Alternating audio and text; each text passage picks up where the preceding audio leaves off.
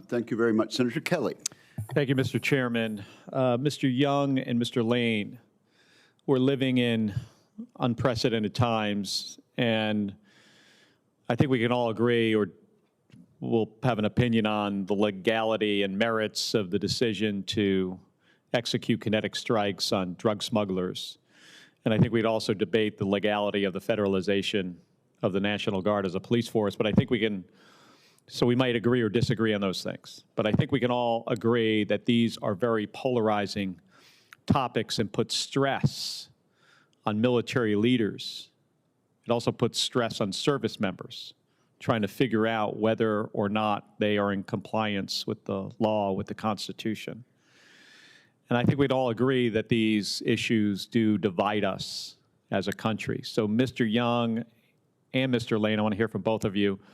Do you both commit to following the Constitution and giving your best legal advice, even if it is something that the service secretaries may not want to hear? So start with Mr. Lane.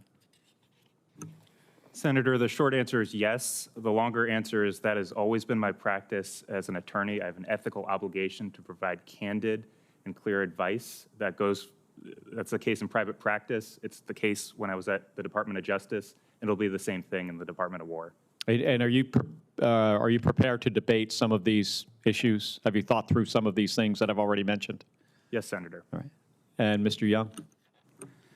Yes, Senator. The answer is yes. The longer answer is, in my office, I keep a copy of the United States Constitution above my desk to remind me every day as I sit down what I'm sworn to protect and uphold. Also, next to my desk is a picture of Socrates drinking hemlock to remind me to speak truth to power and to say that which I think is right, even when other people may disagree with it, Senator. Well, I appreciate both of your answers. Thank you. Mr. No, congratulations on your nomination. I want to talk about the PRC for a second and how we are postured in the Pacific.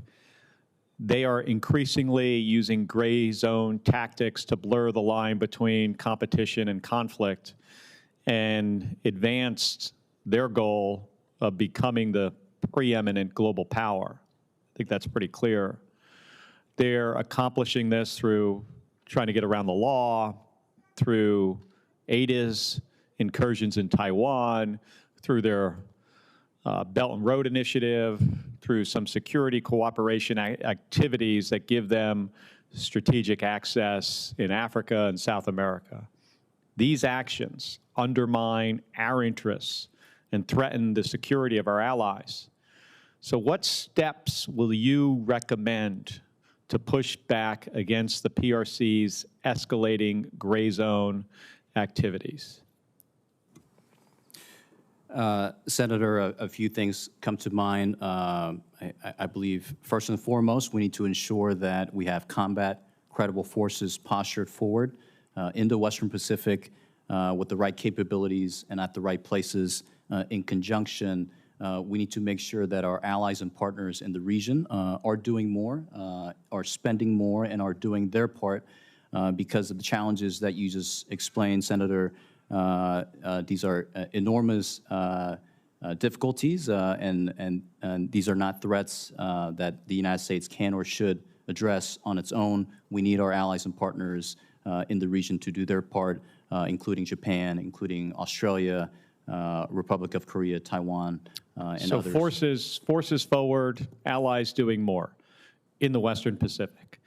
However, there are some rumors, I guess, circulating that the new national defense strategy is going to shift priority away from the PRC and away from the Indo-Pacific and instead focus on the Western Hemisphere. We'll see what happens when that comes out. I find, if that's true, that this shift is alarming because most of what is briefed to this committee focuses on how are we going to deter China.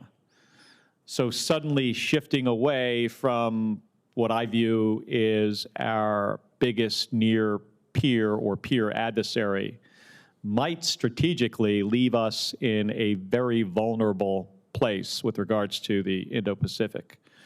So if confirmed, how do you plan on reinforcing our commitment to our partners and allies in the region if we see an NDS that looks like a shift to the Western Hemisphere? Senator, if confirmed, I will be the biggest advocate to my leadership in the department to making sure that we have all the resources we need to strengthen deterrence in the Indo-Pacific. That's what I've been doing since joining the department in January, and if confirmed, Senator, I will continue to do so. All right, thank you. Senator Slack.